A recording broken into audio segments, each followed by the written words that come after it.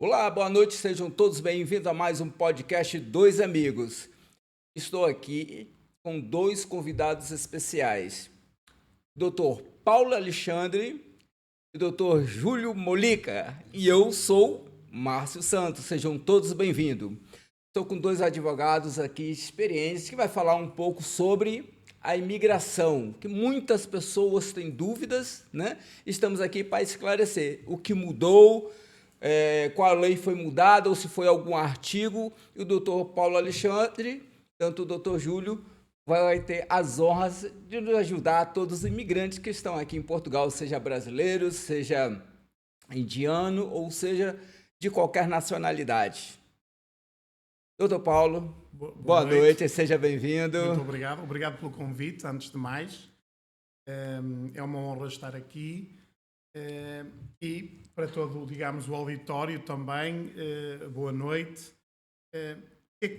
O que é que nos, de facto, traz aqui é o tema da imigração.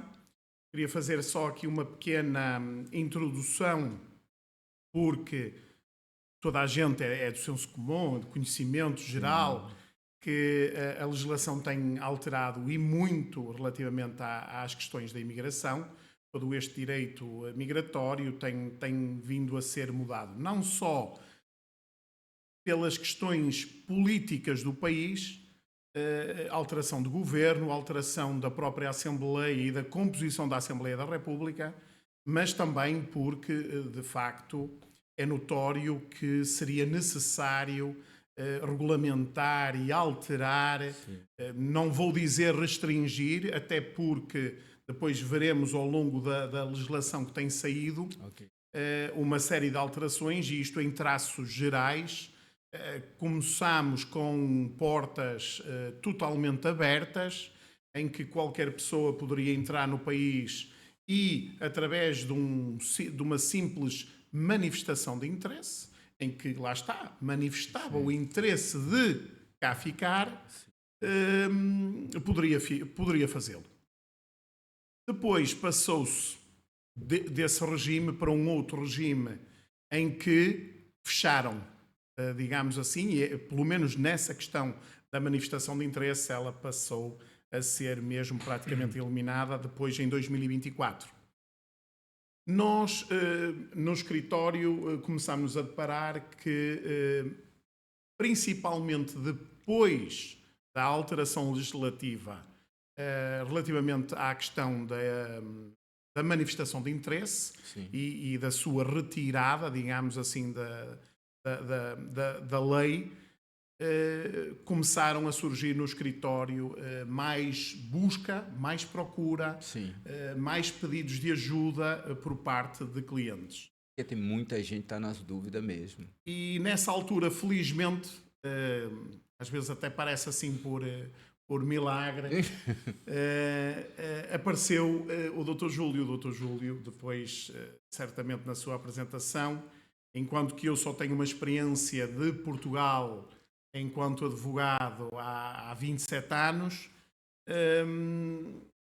tinha necessidade de ter ao meu lado, também no escritório, alguém que tivesse outro tipo de conhecimentos, principalmente, neste caso até, da legislação brasileira, porque de facto é a maioria dos clientes, o grande grupo, digamos assim, de clientes, basta ver o número que é apresentado pelas entidades, são brasileiros. E assim sendo, apareceu o Dr. Júlio Molica e fizemos aqui uma parceria nesta parte do direito migratório, e tem corrido muito bem, e cá estamos nós também para ajudar, não só os nossos clientes, mas hoje aqui também com algumas indicações para as pessoas e para poderem pelo menos se orientarem no início. Nós sabemos perfeitamente que depois, se necessário, procurem sempre, pelo menos, e isto é um apelo que eu deixo, a própria Ordem dos Advogados apela a que isso aconteça, a Ordem dos Solicitadores, procurar sempre alguém profissional da área. Porquê? Está tendo muita burla aí, muita gente sendo enganado, perdendo dinheiro, né? Que prometem mundos e fundos, ficam com valores das pessoas E as pessoas depois ficam até com receio. E às vezes dão um passo atrás nas suas legalizações, Sim. nas suas nacionalidades, na busca de renovação de documentos e tudo, porque ficam com receio.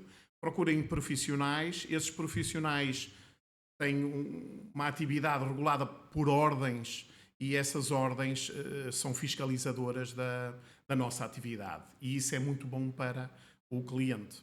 Porque a segurança, né? Você busca um profissional, você vai ter realmente tudo ali dentro da lei corretamente. E busca, infelizmente, está tendo muita burla, muitas pessoas estão pedindo dinheiro e outras confiando, acaba adiantando. Eu conheço pessoas que enviaram dinheiro lá no Brasil, antes de chegar aqui, para poder adiantar o processo, só que, infelizmente, houve a burla, ou seja, foram enganados, perderam dinheiro.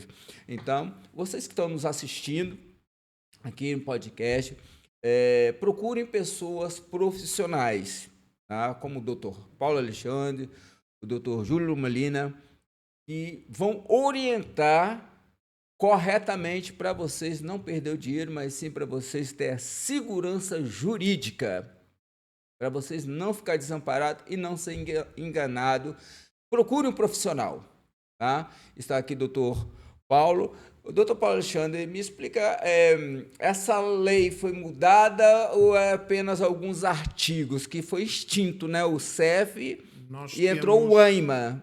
Pois, nós temos, é que nós dizemos novas leis, no fundo a legislação que está em vigor desde 2007, em que é uma lei que regula todo o procedimento de autorização e já antes, digamos assim, com essa alteração,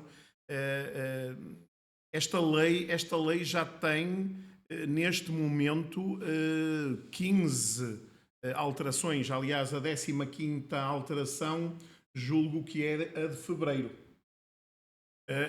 A de fevereiro, ou seja, nós estamos há poucos dias de uma alteração legislativa que aconteceu. Então agora em fevereiro já teve uma nova alteração. Depois desta teve também em novembro de 2024. Sim. E agora, passados nem cerca de 4 meses, portanto em fevereiro, neste mês que estamos, no dia 13 foi publicada uma nova lei, que neste caso é a Lei 9/2025, também trouxe alterações. E que alterações foi essa, doutor? Só por quem está nos assistindo. São várias alterações. O doutor Júlio, aliás, estudou agora, mais recentemente, estes dias, toda esta legislação, porque o artigo 75, depois acrescentaram artigos à própria lei, mas seria importante, penso eu, até fazer aqui uma evolução dessas legislações, para também quem nos está a ver em casa entender. Sim. Também como é que é importante saber como é que é hoje. Sim. Mas às vezes também é importante saber como era antes, até porque algumas normas e a maioria da legislação continua a ser na mesma aplicada, tirando, lá está, algumas alterações. Sim. E isso é importante também as pessoas saberem dessas alterações e o que é que veio trazer de novo, e então o Dr. Júlio poderá explicar, mas pelo menos eu posso deixar aqui só uma linha geral que é esta. Tínhamos a manifestação de interesse, sim, ficámos sem a manifestação de interesse, mas depois foram abertas, foi aberto um pouco a porta e agora abriu-se mais um bocadinho a porta, ou seja, em vez de estarem mesmo as portas encerradas, porque foi a ideia que na altura toda a gente ficou, que acabou, agora não há manifestação de interesse, e agora, ai meu Deus, como é que vamos fazer? Claro que isso foi uma primeira medida para travar, mas que agora aos poucos vemos, até porque o país tem necessidade dos imigrantes. Tem necessidade de imigrantes, tem necessidade de mão de obra, e daí que o governo vai alterando e abrindo essa porta. Não significa que essa abertura de porta seja de uma forma, vou usar a expressão escancarada, porque tem que haver controlo, tem que as pessoas que entrarem têm que estar registadas, têm que fazer Com mais agora até uma série de organização, né? controlo, agora com esta nova lei de, principalmente de fevereiro, mas que o Dr. Júlio Molica é um estudioso desta matéria e ele consegue, com toda a certeza, depois apresentar todos esses detalhes. Perfeito. E essas pessoas antes, doutor Paulo, quando saiu essa lei, o pessoal realmente ficou assim, preocupado. Mas teve pessoas que foram deportadas ou não? Assim, que eu tenha Porque conhecimento... houve um desespero um pouco das pessoas, né? Assim, bom, acabou a manifestação de interesse. E agora? Já estou ilegal? Que eu tenha... É lógico que eu não estou nos aeroportos e nas Sim, sim, fronteiras sim. todas do país. Pelo conhecimento que temos relativamente aos dados que estão disponíveis do próprio governo, isso não aconteceu. O que aconteceu foi que, claro que muita gente que estava com ideias de voltar, Sim. de voltar não, de chegar, adiaram a sua chegada porque, tipo, e agora o que é que vai acontecer? E também algumas pessoas que aqui estavam, e isso sim, há números e há conhecimentos, aliás, até de algumas pessoas amigas de clientes e tudo, que voltaram. Voltaram para o seu origem. país de origem. Mas é como eu digo, temos soluções, a lei tem vindo a trazer novas soluções e o nosso dever para com a população, os nossos clientes, é o de trazer e lhes mostrar estas novas soluções que há para as pessoas não ficarem de forma ilegal num país. Não é nada bom. Sim, sim, perfeito. Eu vi algumas pessoas que chegaram mesmo com visto de trabalho, né? Saiu do Brasil e chegou aqui com visto de trabalho, mas estão encontrando muitas dificuldades para conseguir o NIS. Porque quando eles vão no posto de saúde, o atendente fala assim que o NIS a pessoa tem que apresentar o contrato de trabalho para conseguir o NIS. Aí a pessoa não consegue o trabalho porque o patrão ele pede para mim contratar você, eu preciso do número do NIS. Como é que fica essa situação? Porque as pessoas querem trabalhar e as pessoas precisam deste documento, né, deste número, desse NIS, né? Essa situação, pronto, o Dr. Márcio tem tido uma prática agora mais constante até com as autoridades, neste caso, Segurança Social. Sim. E tem havido aqui umas evoluções e ele poderá explicar este ponto até relativamente à questão do NIS. Eu o que posso dizer é que há soluções para isso. Depois também há alguma desinformação em alguns serviços. Consegue-se, noutros serviços não se consegue. Com alguns funcionários é possível. E depois as pessoas dizem-nos assim, mas a lei não é a mesma. A lei é a mesma, só que com estas adaptações, e por vezes os próprios funcionários não têm uma formação atualizada, digamos, isto é quase ao dia. Aliás, estamos a falar de uma lei que tem meia dúzia de dias, que foi publicada. Há ainda muita gente que nem sequer a conhece e sabe, mas ela está em vigor.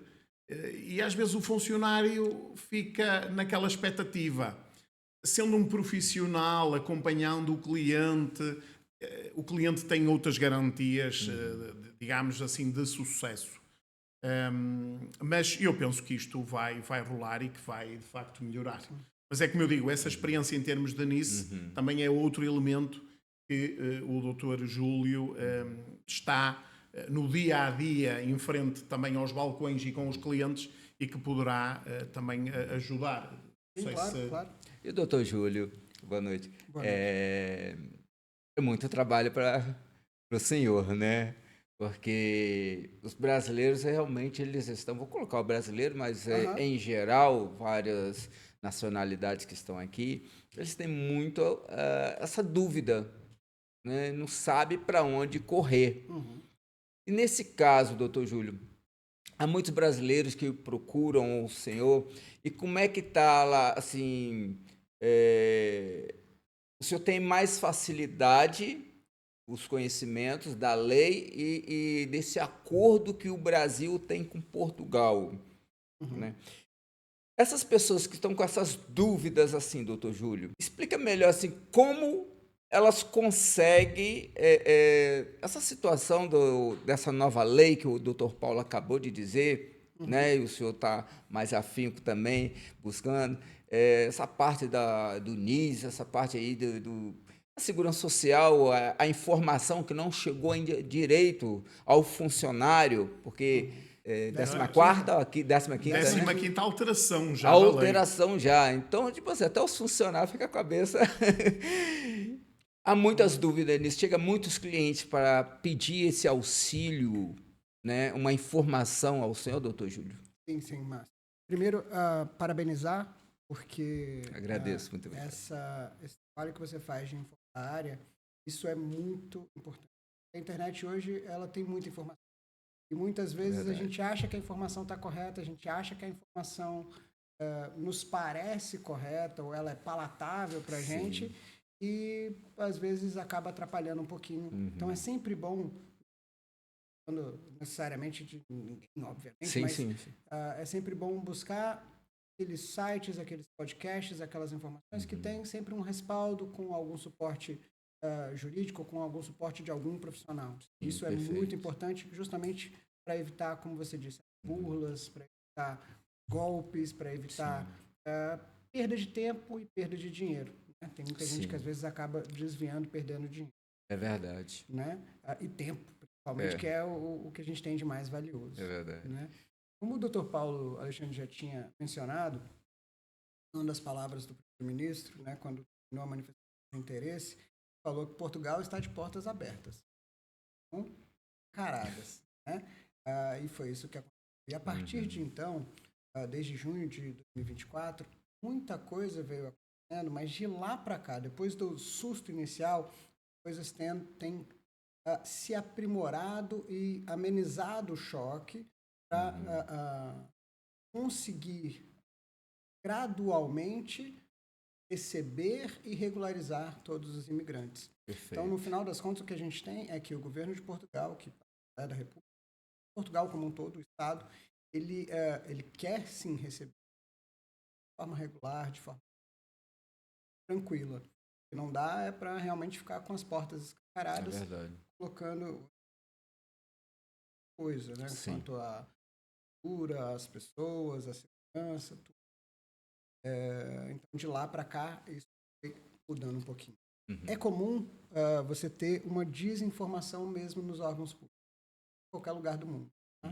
Até por todas essas alterações. A gente está falando em 6 meses, 8 meses, com 3, 4 alterações grandes. Né? Não é muito uma alteração significativas. Né? E isso, no dia a dia, é muito difícil, às vezes, chegar até o seguro, até o funcionário, chegar a todas as pessoas, ou pelo menos ficar claro para todos. O NIS, era o que você estava falando, que conhece, mas o mundo inteiro está te ouvindo, né? Na internet. Então, o NIS é o número de identificação da segurança social. Né? No Brasil, por exemplo, é o nosso INSS. É verdade. Né? Em outros países também tem, o próprio Estados Unidos tem o SSN, que é o Social Security Number. Então, todo país tem a segurança social e os seus cidadãos e aqueles que residem lá têm esse número de segurança social que, em regra, abarca aí a saúde, a previdência social. O que aconteceu quando terminou a manifestação de interesse? Bem, a legislação de entrada e permanência no Estado português, no território português, diz que aqueles que contribuem com a segurança social têm direito a ter social. Não é exatamente com essas palavras, tem né, vários detalhes, mas aqui para a nossa conversa de hoje, para ficar mais claro para todo mundo, basicamente é isso. Quem contribui com a segurança social tem direito a ter residência em Portugal. O que aconteceu com a manifestação de interesse quando ela foi excluída? Se ela foi excluída, eu ia ter um disparate, eu ia ter ali uma contradição se eu tenho. A pessoa não pode fazer a manifestação de interesse dizer que quer continuar e quer residir oficialmente naquele país e continuar contribuindo com a segurança social. Então, o que aconteceu naquele momento, a partir de junho de 2024, foi para de emitir segurança social para estrangeiros que estiverem agora. Calma. Por isso que começou a dificuldade, até de pessoas que vinham com visto de procura de trabalho, de chegar aqui, procurar o trabalho, mas E ficar não aquele conseguir. cachorro correndo atrás do rabo, né? Nossa. Que você não consegue, você não consegue o trabalho porque não tem o NIS, não consegue o NIS porque não tem o trabalho, tá? Existem mecanismos, existem formas de se corrigir isso ou de se direcionar isso junto às autoridades, junto ao social, através de documentos específicos junto à empresa, e essa conversa, essa tratativa pode ser feita entre o próprio interessado, a empresa, e, claro, de preferência com algum profissional auxiliando em tudo isso, que vai esclarecer para todo mundo. A gente tem, só para ilustrar, a gente tem relatos de pessoas, e claro que seus ouvintes, seus telespectadores, né, quem está assistindo a gente já ouviu ou já passou por isso, que chegar, às vezes, em um órgão público, numa repartição pública, e não consegue, e o documento, lá, título de residência, o próprio visto, diz que, não, tá vencido. Não, está vencido.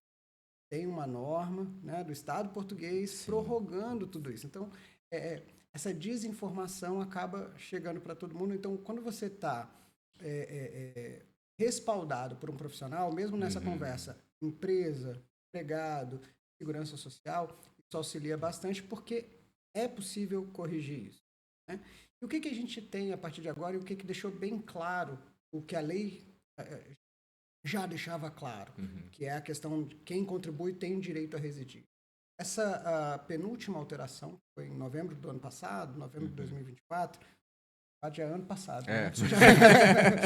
E já estamos quase rumando para o fim de fevereiro. Verdade, o tempo voa. Né, muito. E o que ela permitiu?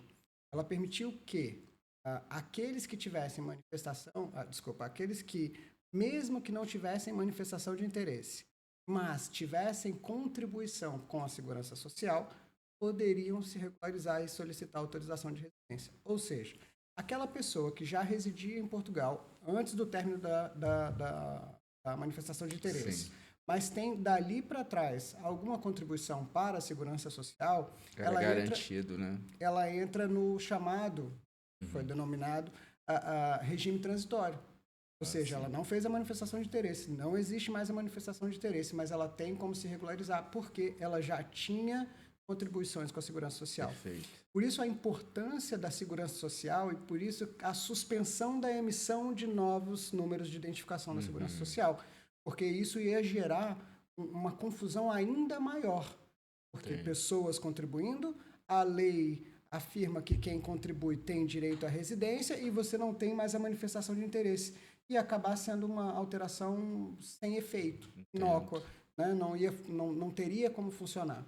E aos poucos, o governo, junto com a AIMA, através da AIMA, melhor dizendo, tem ampliado as formas de regularização, a possibilidade de regularização. E essa última alteração foi a famosa CPLP, né? Residência CPLP, que permitiu agora para diversos cidadãos, né? Aqueles diversos imigrantes que solicitaram em 2023 a residência especial temporária destinada para a comunidade dos países de língua portuguesa, da CPLP, terem agora uma residência real, né, digamos assim, uma residência específica, porque a CPLP ela era temporária, ela era um pedaço de papel, né? A gente brinca, né, que era só um papel impresso.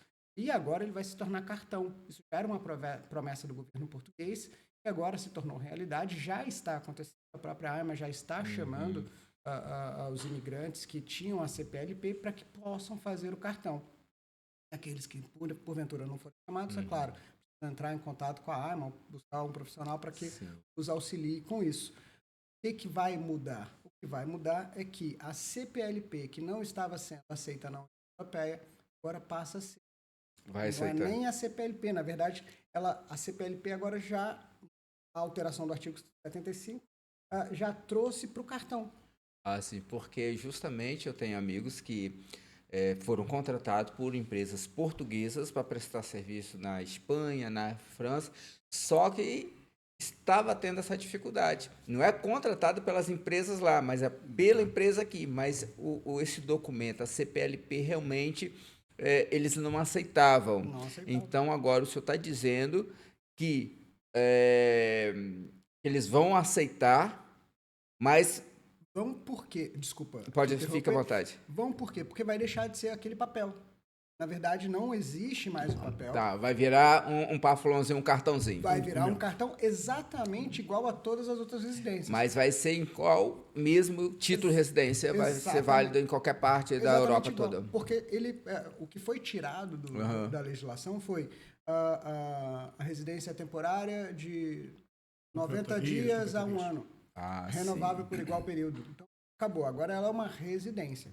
É importante, Márcio, deixar claro para todo mundo que o título de residência, ele é o cartão, né?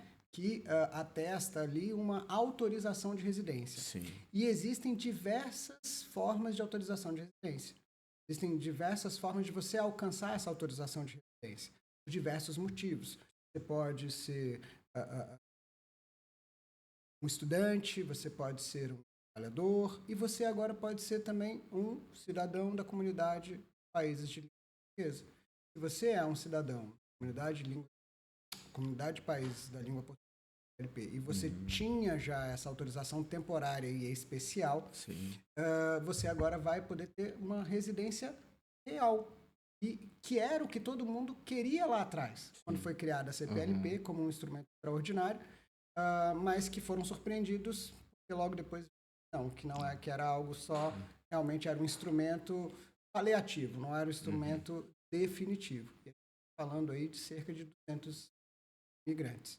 É muita gente. Que né? podiam, eu vou interromper, mas é importante este aspecto, é que podiam chegar a Portugal, mas lá está, e depois partirem para a Europa, para o resto da Europa. Havia essa dificuldade. A própria lei, isto também não foi só feito assim, ou eu quero dizer, ok, agora já podem. Não. Porque a própria lei teve que respeitar uma diretiva europeia.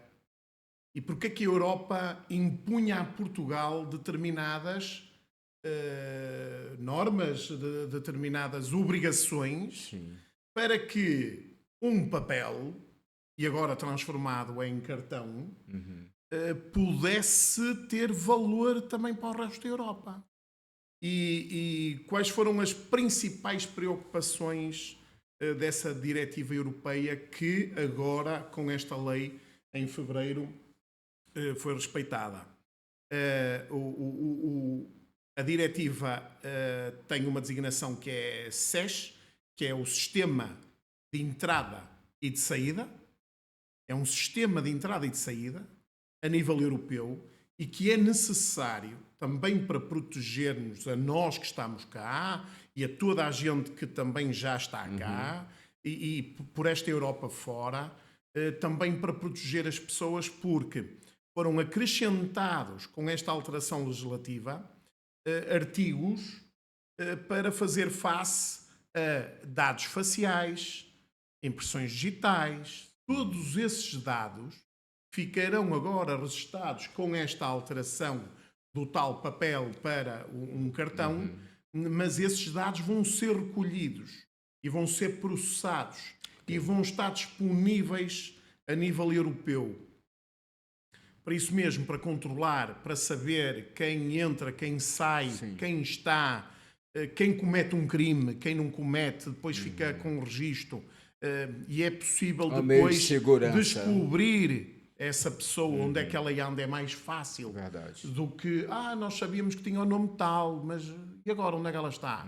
Não tem nada, nem sequer uma impressão digital tem, não tem a fotografia da pessoa, não tem nada, não tem nada desses dados. E a Comunidade Europeia, agora estamos a sair um pouco da legislação portuguesa, mas só para as pessoas entenderem que isto também foi alterado por também imposição da própria Comunidade Europeia. Então, a Comunidade Europeia que, digamos assim, deu uma pressão em Portugal para poder alterar esse sistema da CPLP. Não é só para Portugal, eu não conheço a legislação dos outros países, mas Espanha também tem acordos com países da expressão da língua que também é comum, digamos assim, com sotaques diferentes, mas também é comum. E eu não conheço a legislação pela Europa fora dessa área.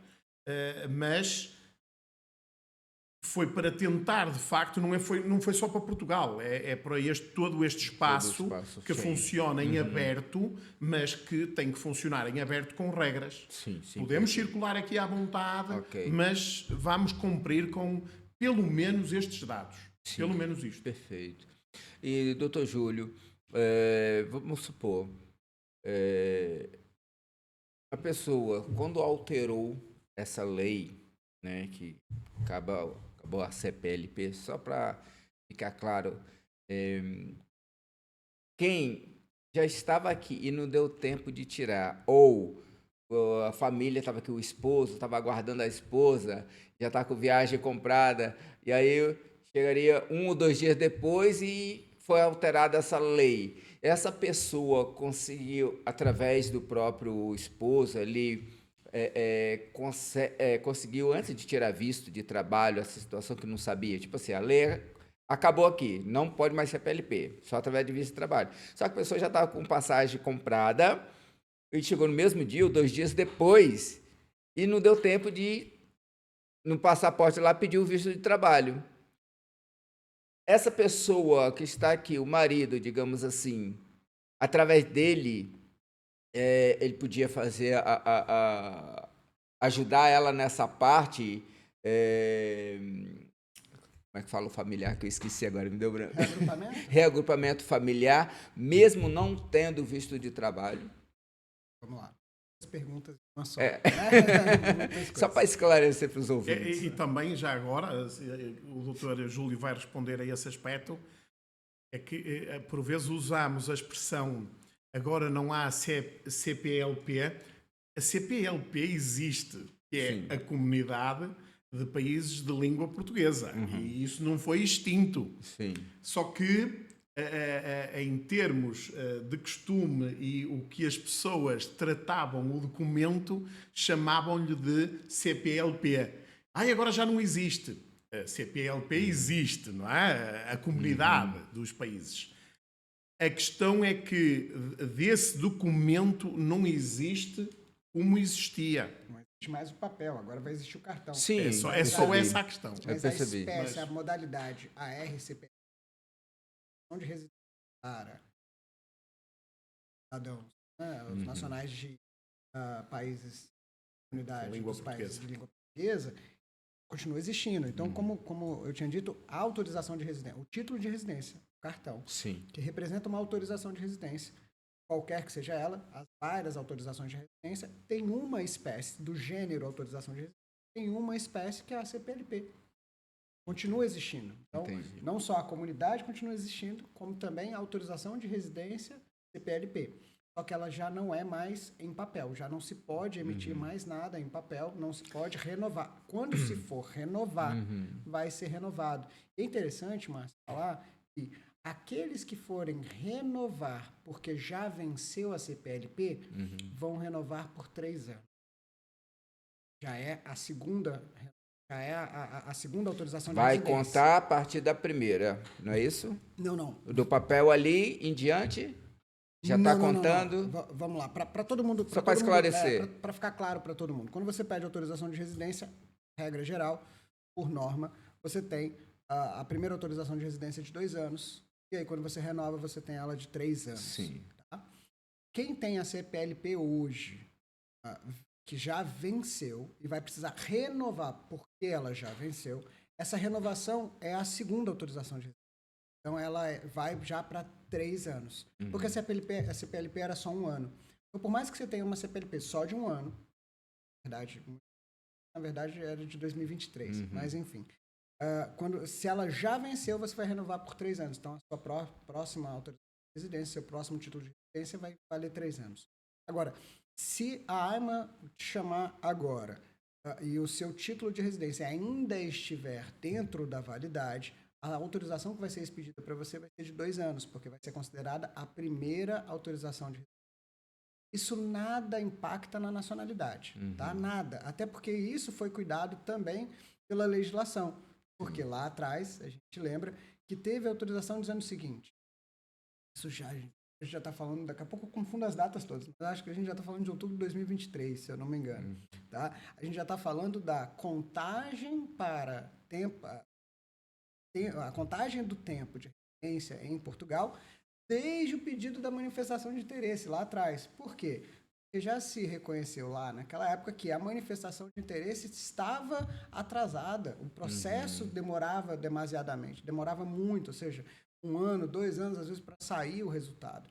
Então, a contagem continua sendo desde o momento em que você protocolou a manifestação de interesse.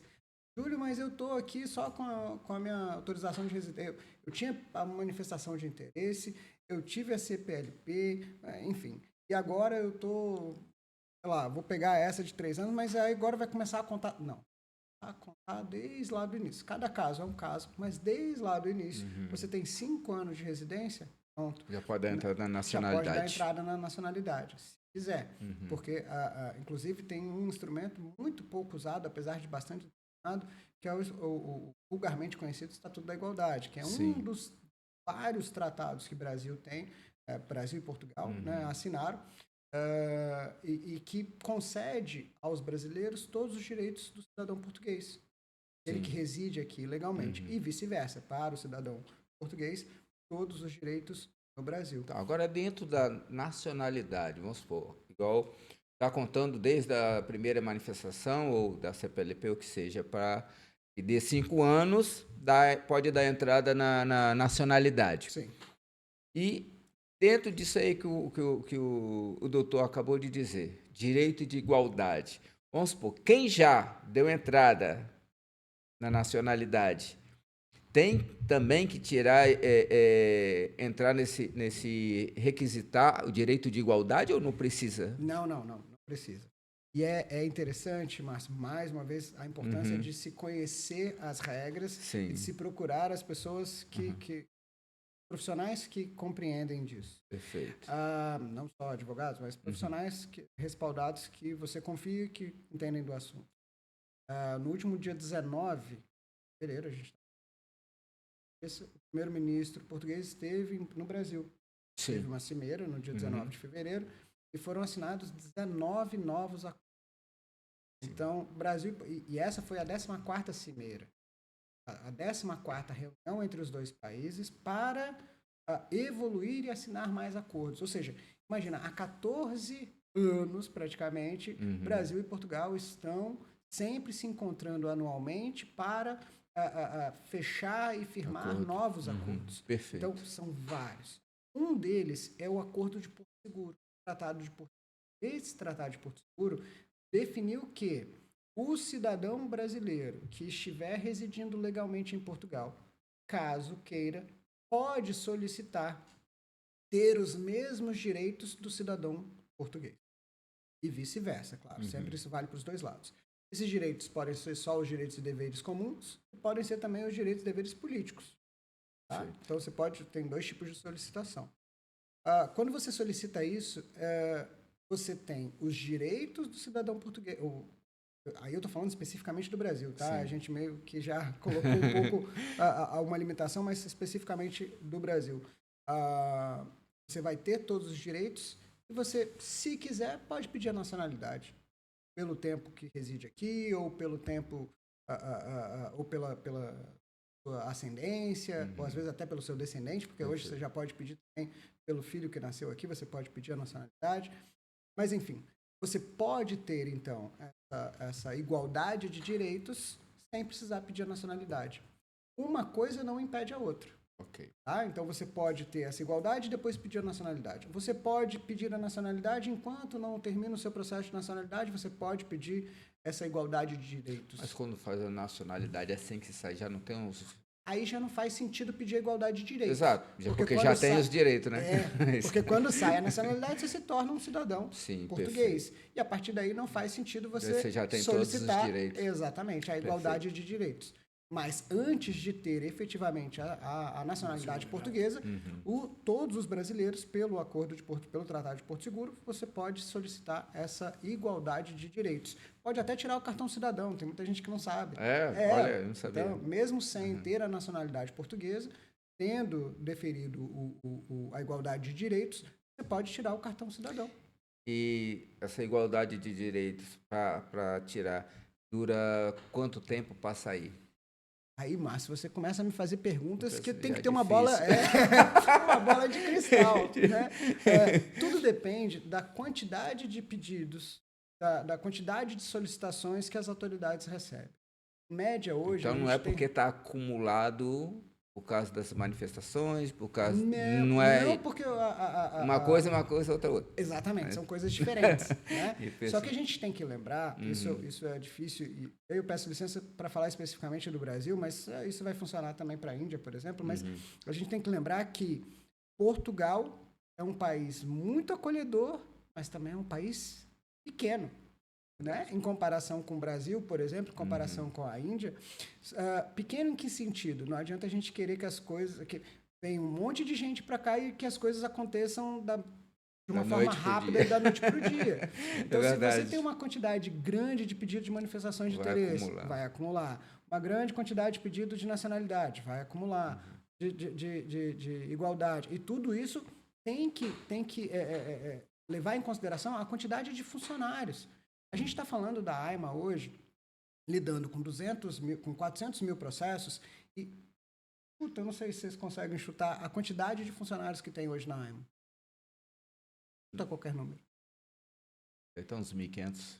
674, se eu não me engano, se for o número exato. Olha, mas eu vi uma reportagem que eles estavam para contratar 1.800. 400. 1.800 advogados e agora deu 400 ou 450 para poder... Mas isso não é para funcionários deles.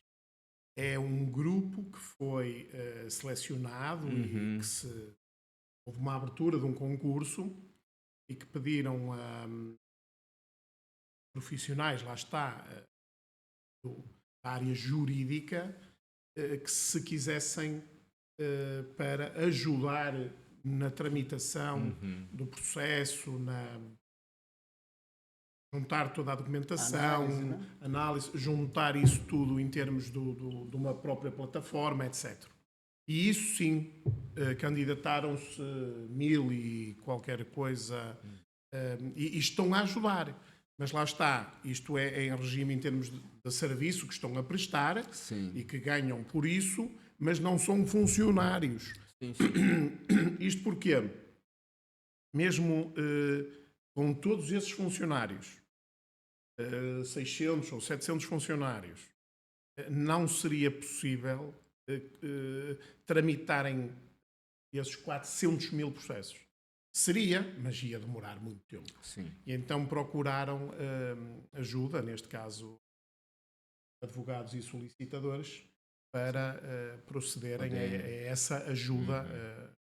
E pelo que eu tenho visto, tem ajudado bastante, né? Que já está agilizando aí, as pessoas estão recebendo e-mails, ligações e tal. E existe a estrutura de gestão da AIMA, que é temporário, que se eu não me engano, justamente para tentar tirar todo essa pressão, mas depois tentar regularizar, mas ainda assim já foi autorizado a contratação de cerca de 400 novos funcionários para a AIMA. E aí a gente está falando de funcionários mesmo. Vai quase que duplicar a quantidade de funcionários. A gente português, né? Vai duplicar a quantidade de funcionários para tentar não ter mais esse acúmulo. Sim. Mas olha que interessante. Ajusta a residência. Emitir a autorização de residência. Agora o acúmulo vai para a Casa da Moeda, o acúmulo vai para o IRN, depois as nacionalidades. Então, por isso que é difícil prever, porque depende muito do momento, da quantidade de funcionários, da quantidade de pedidos, tá? Então a gente tem relatos de pessoas que receberam a autorização, deferimento do pedido de igualdade de direitos com 3 meses, um ano. Então, vai muito do momento específico. Agora uma pergunta, doutor Paulo. Vamos supor, está um casal aqui, vou falar da minha produção do Rony aqui, né? A esposa dele foi chamada, né, pelo AIMA, mas ela não estava trabalhando, então ela não conseguiu ali o processo, né? Foi chamada lá, tinha que levar o contrato de trabalho, os outros documentos e tal.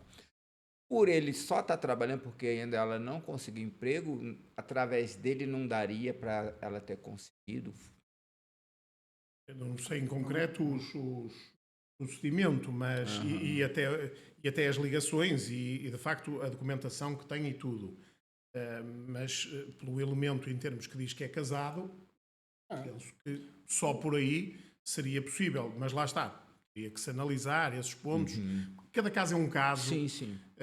Há pessoas que têm determinados elementos, não têm, faltam estes documentos, faltam aqueles, falta isto, falta aquilo, e por vezes os processos, por faltar de facto um documento ou um papel, às vezes têm um rumo diferente. Sim, perfeito. Pronto, mas isso terá que ser mesmo em termos de análise concreta e vista, não é? Fica à vontade. É interessante também com essa nova a CPLP, de ser um instrumento extraordinário, comum, como eram os outros, a gente passa a ter a certeza do reagrupamento também pela CPLP. Porque antes você podia solicitar, agora, anos atrás, você podia solicitar, mas não tinha certeza que o reagrupamento ia ser autorizado, ia ser deferido. Ok. Ou não tinha a indicação deferido. Já com essa autorização, essa conversão para autorização comum, que vulgarmente a gente fala na autorização o cartão mesmo, não mais o papel, agora o reagrupamento vai começar a funcionar também para a CPLP, exatamente como eram os anteriores. Então, quem tiver autorização de residência, qualquer espécie que seja ela, sendo vai poder sim pedir o reagrupamento, e isso com uma probabilidade muito maior. Apesar de que, como o Dr. Paulo falou, cada caso é um caso. Sim. Às vezes houve, porque fulano conseguiu, porque ciclano não conseguiu.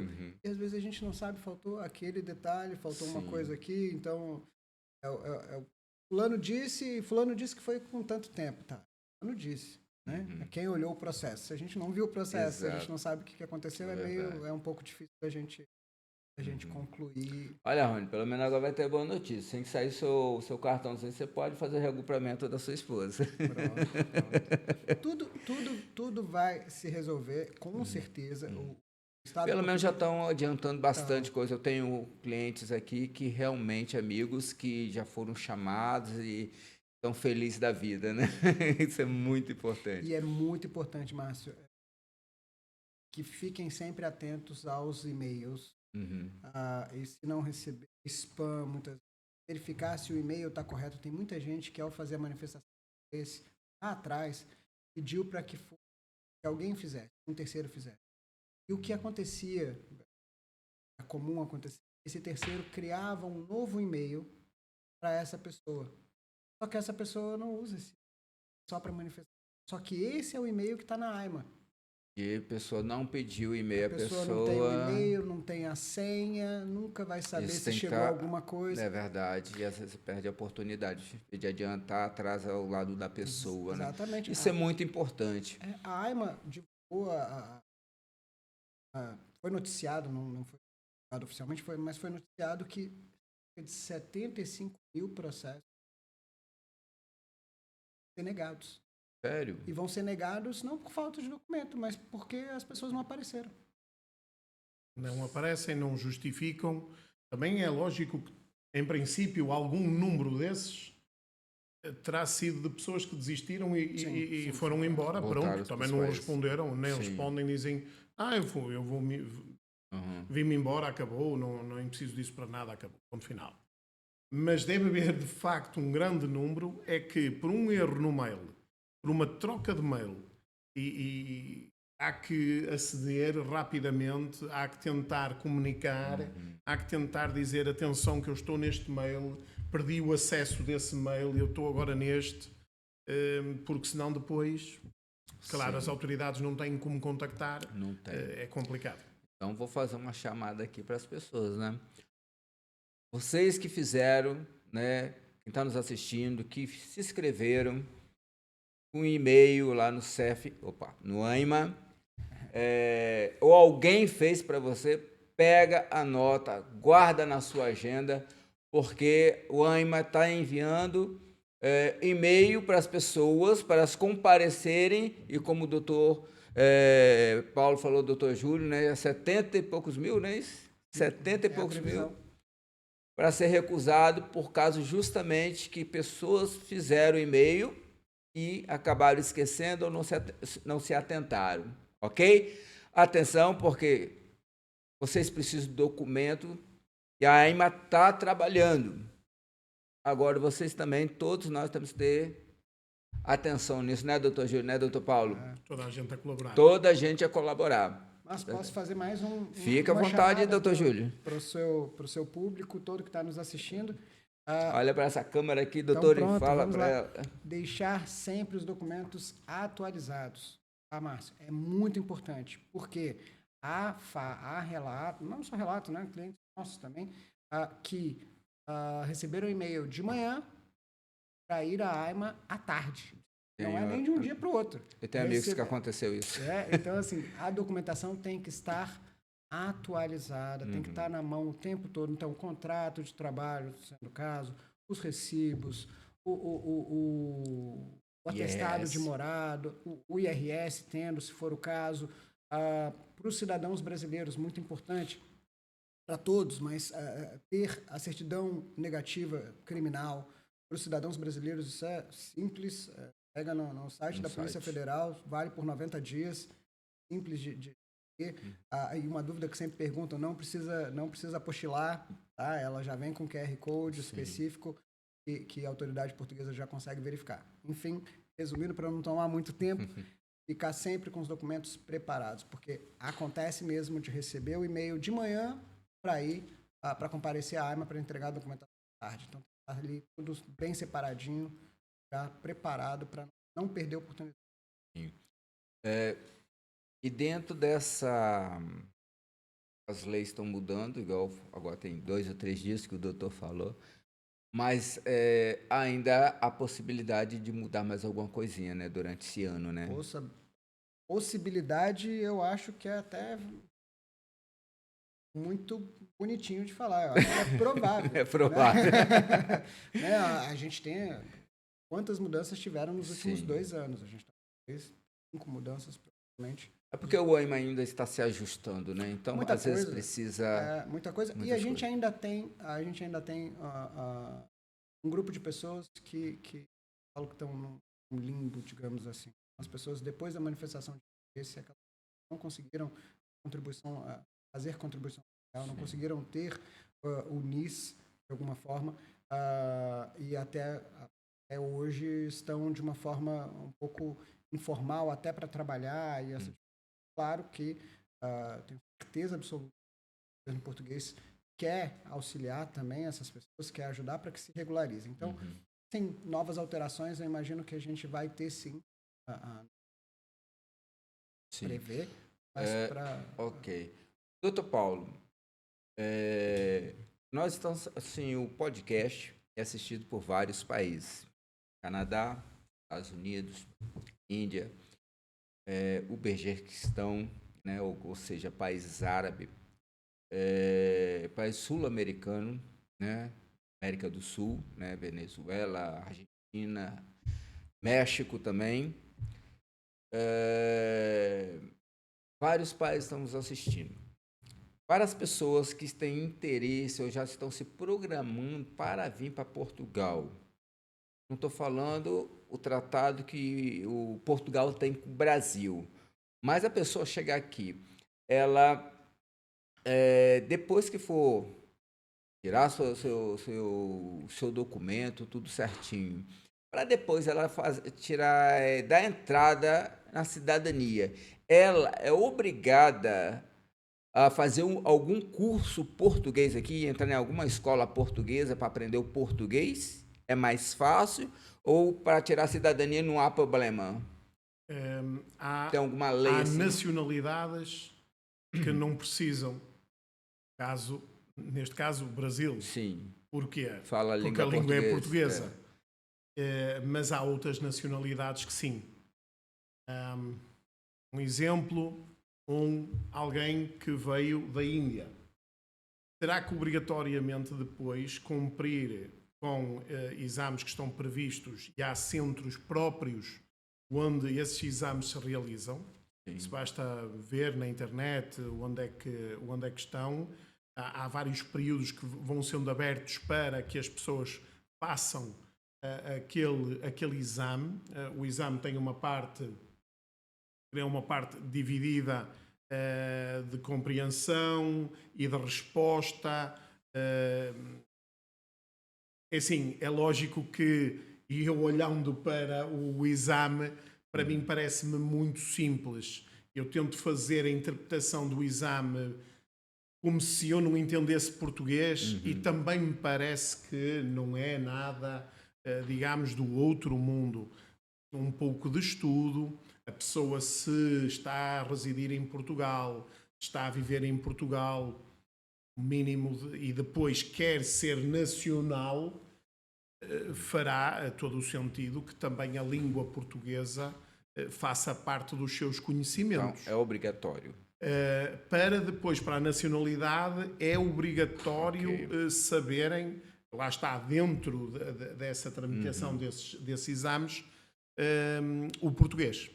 Não sabendo mesmo português, não vai conseguir.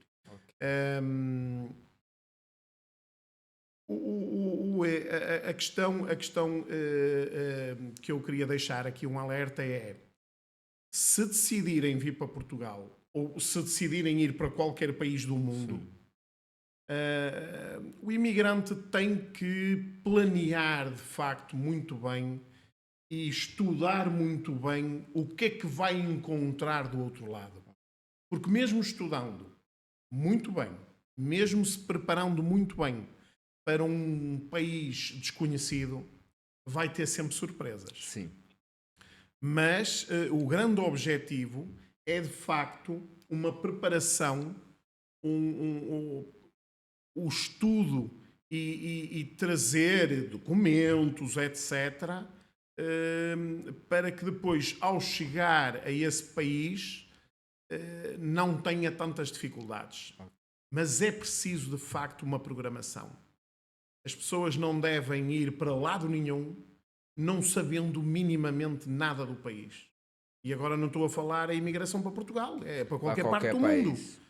Nós, em Portugal, tivemos décadas em que o país viu os portugueses a passar as nossas fronteiras, e muitos deles até a monte, diz-se a monte porque era de forma ilegal, e fomos por essa Europa fora, fomos por esse mundo fora, também para a Sul-América, para a zona sul-americana, para a zona também América do Norte, Canadá.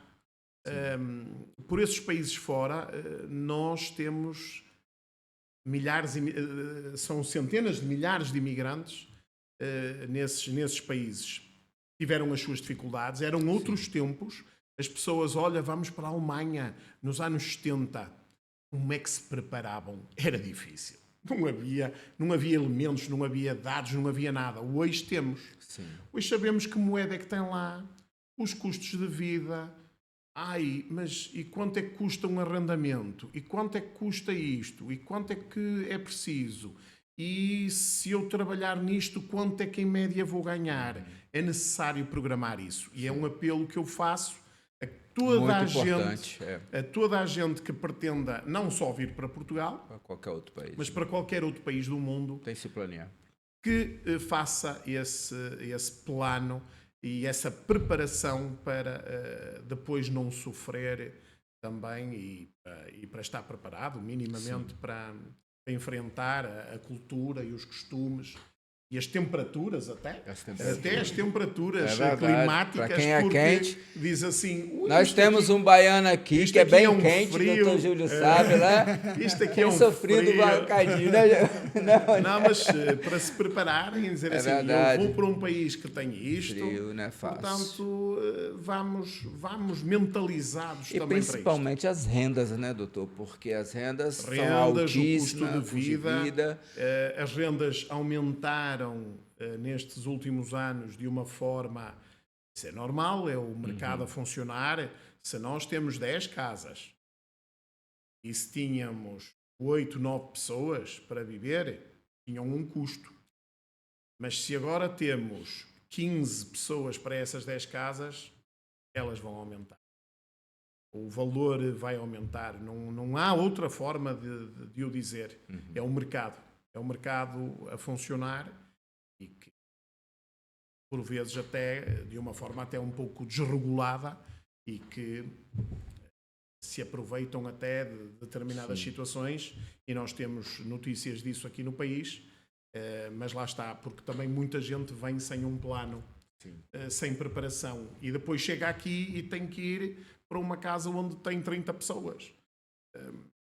E isso é mau também para... Queremos receber, e agora eu não faço parte do governo, nem nada que se pareça, mas falo como cidadão, queremos receber de facto imigrantes que venham trabalhar e que venham estabelecer a sua vida e querem viver aqui, venham de facto, mas venham para ter condições.